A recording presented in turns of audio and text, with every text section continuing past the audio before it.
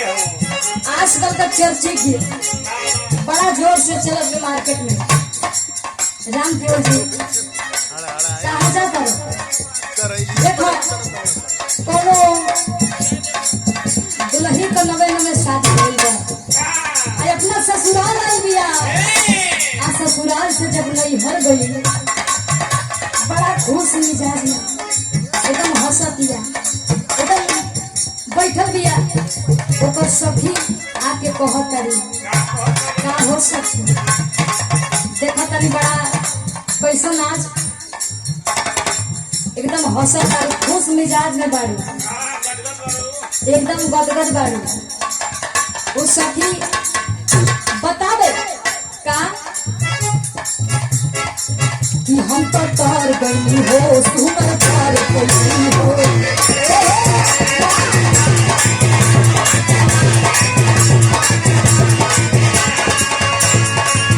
अपना राजा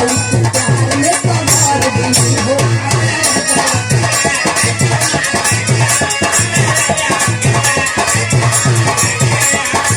उस सखी कहे कि हम तो तार गई हो सुमर तार गई हो अपना राजा प्यार में तो तार गई हो एक खुशी रहे ना हमारे साथ की आवाज तुम्हारी आए हमारे साथ की आवाज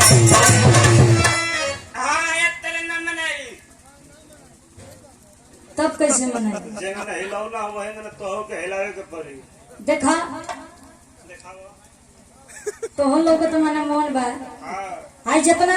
यूट्यूबर भाई लोग बैठल बा चाचा लोग बैठल बा सबका मन बा कि ना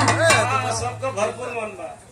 देखो हमरा के नाचे ना वाला तो नहीं मन हिला देबो अगर गलती हो तो क्षमा कर दी हम हिलाई है लेकिन गिरई है माथी माइकवा को कम नहीं। अच्छा माइकवा कहता रहो मास्टर कहीं बजा के तो मिजाज में तो कैसे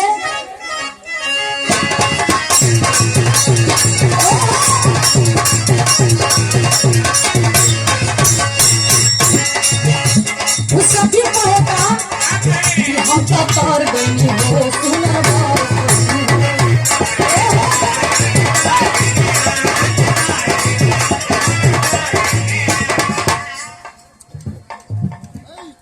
ब्रेक मत ला लो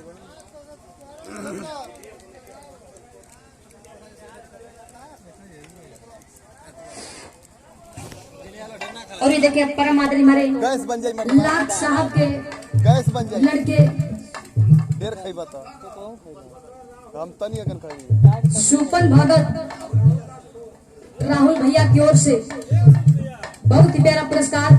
चरणों में सादर नमस्कार प्रणाम और सब बहन के प्रणाम को लगे लेकिन मास्टर तो देखा